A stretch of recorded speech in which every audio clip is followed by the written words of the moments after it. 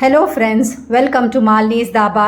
இன்றைக்கி நம்ம வீடியோவில் கர்நாடகாவோட ரொம்ப ஸ்பெஷலான ரொம்ப ஃபேமஸான பிரேக்ஃபாஸ்ட் ரெசிபி, அதாவது முல்பாகல் தோசை. இந்த ரெசிபி ரொம்ப டேஸ்ட்டாக இருக்கும். ரொம்ப கிறிஸ்பியான தோசை, நல்ல நெய்யெல்லாம் ஊற்றி ரொம்ப டேஸ்ட்டாக இருக்கும். வாங்க வீடியோவுக்கு போகலாம். அதுக்கு முதல்ல இது வரைக்கும் நம்ம சேனலை சப்ஸ்கிரைப் பண்ணாமல் இருந்தால் மறக்காமல் சப்ஸ்கிரைப் பண்ணி வச்சுக்கோங்க. பக்கத்தில் இருக்க பெல் பட்டனையும் ப்ரெஸ் பண்ணிக்கோங்க. அப்போ தான் நான் போடுற வீடியோஸ்லாம் உங்களுக்கு நோட்டிஃபிகேஷனில் வரும். அதுக்கு நான் 2.5 கப் இட்லி அரிசி எடுத்திருக்கேன். 1/2 கப் உளுந்து, 1 டேபிள் ஸ்பூன் துவரம்பருப்பு, 1 டேபிள் ஸ்பூன் கடலைப்பருப்பு, 1/4 கப் அவல், 1 டீஸ்பூன் வெந்தயம் எல்லாத்தையும் சேர்த்து நல்லா 2-3 தடவை கழுவி எடுத்துகிட்டு வந்துடுங்க.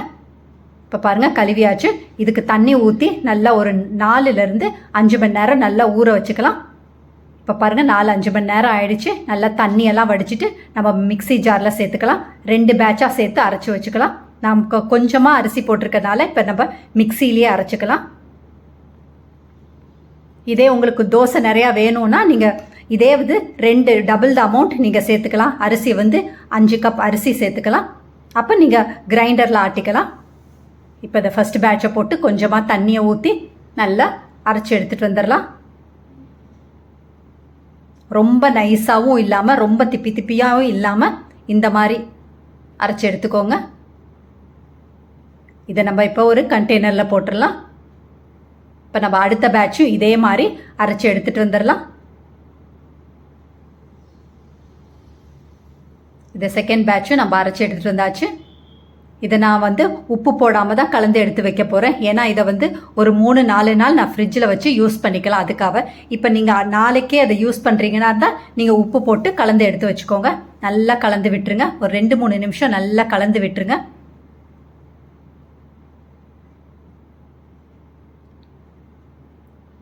இதை மூடியை போட்டு ஒரு 7-8 மணி நேரம் நல்லா புளிக்க வச்சிடலாம். இப்போ அடுத்த நாள் நம்ம எப்படி இருக்குன்னு பார்க்கலாம்.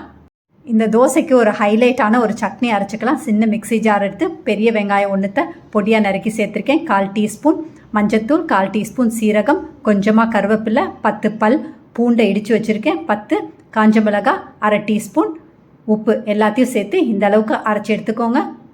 கலர் கம்மியாக இருக்கனால நான் 1/2 டேபிள் ஸ்பூன் காஷ்மீரி மிளகாய் தூள் சேர்த்துருக்கேன். உங்களுக்கு விருப்பமாக இருந்தால் சேர்த்துக்கோங்க. பாருங்கள், இந்த அளவுக்கு இருக்குது. இதுக்கு நம்ம உருளைக்கிழங்கு மசாலா ஒன்று ரெடி பண்ணிக்கலாம். ஒரு கடாய் எடுத்து 1 டேபிள் ஸ்பூன் எண்ணெய், 1 டேபிள் ஸ்பூன் கடலைப்பருப்பு இந்த அளவுக்கு நல்லா பொரிஞ்ச உடனே வெங்காயம், பச்சை மிளகாய், கருவேப்பிலை எல்லாத்தையும் நம்ம சேர்த்துக்கலாம். 2 பச்சை மிளகாய் நறுக்கி வச்சுருக்கேன். ஒரு பெரிய வெங்காயத்தை பொடியாக நறுக்கி வச்சுருக்கேன். அதையும் சேர்த்து நல்லா வதக்கி விட்டுருங்க. இதில் 1/4 டீஸ்பூன் மஞ்சத்தூளையும் போட்டு நல்லா வதக்கிக்கோங்க. இதில் 4 பெரிய உருளைக்கிழங்க நல்லா அவிச்சு உப்பு போட்டு நல்லா அவிச்சு வச்சுருக்கேன். அதையும் சேர்த்துட்டு நல்லா பொட்டேட்டோ மேஷர் வச்சு நல்லா இது அளவுக்கு நல்லா மசிச்சு விட்டுருங்க. ஓரளவுக்கு பேஸ்ட் மாதிரி இருக்கணும். அங்கங்கே உருளைக்கிழங்கு இருந்தால் நல்லா மசிச்சு விட்டுருங்க. இதுக்கு ஒரு 1/2-3/4 டீஸ்பூன் அளவுக்கு உப்பு சேர்த்துக்கலாம். உங்கள் சுவைக்கு ஏற்ற மாதிரி சேர்த்துக்கோங்க. சேர்த்துட்டு நல்லா கலந்து விட்டுருங்க. இது கொஞ்சம் ட்ரையாக இருக்குது, அதனால் கொஞ்சமாக தண்ணியை ஊற்றி நம்ம இதை நல்லா ஒரு லூஸாக நல்லா கொலன்னு ஆக்கி வச்சுக்கலாம். பாருங்கள், இந்த அளவுக்கு நல்லா பேஸ்ட் மாதிரி இருக்கணும். ரொம்ப ட்ரையாக இருக்கக்கூடாது.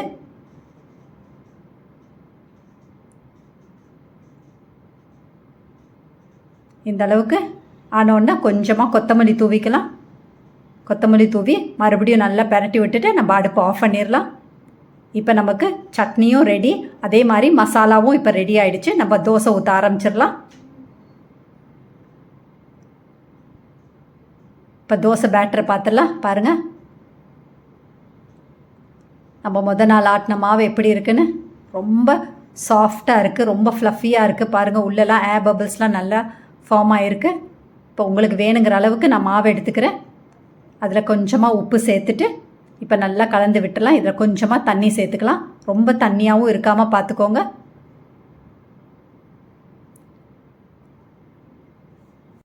இந்த அளவுக்கு தோசை பேட்டர் இருக்கணும். இப்போ அடுப்பில் கல்லும் சூடாக இருக்குது. நல்லா துணியை வச்சு நல்லா ஈவனாக எல்லா பக்கமும் சூடு பரவுற மாதிரி நல்லா தடவி விட்டுருங்க. இப்போ ஒரு குழிக்கரண்டி அளவு மாவு எடுத்து நல்லா தோசை ஊற்றிடுங்க. ஃப்ளேமை வந்து மீடியமில் வச்சுக்கோங்க.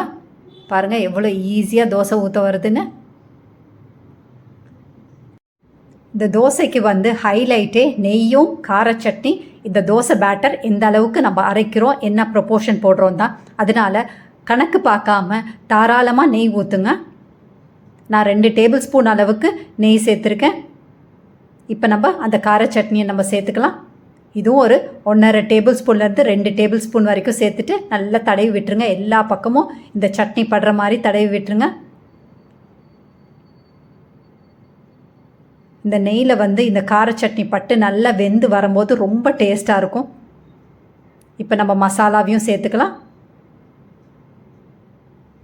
இப்போ நம்ம தோசையை எடுத்துடலாம். பாருங்கள் எவ்வளோ ஈஸியாக எடுக்க வருதுன்னு. பாருங்கள் அருமையான முல்பாகல் தோசை, கர்நாடகா ஸ்பெஷல் தோசை ரெடி ஆயிடுச்சு. நீங்களும் இதே மாதிரி செஞ்சு பார்த்துட்டு எப்படி இருக்குன்னு கமெண்ட் பண்ணுங்கள். இந்த தோசையை உங்கள் ஃபேமிலி ஃப்ரெண்ட்ஸோடு ஷேர் பண்ணுங்கள், லைக் பண்ணுங்கள்.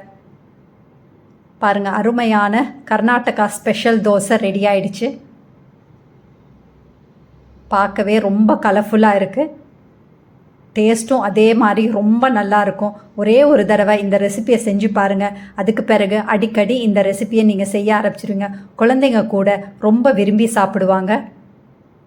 இதுக்கு நல்ல சாம்பாரும் சட்னியும் வச்சு சாப்பிடும்போது ரொம்ப அருமையாக இருக்கும். தேங்க்ஸ் ஃபார் வாட்சிங் ஃப்ரெண்ட்ஸ்.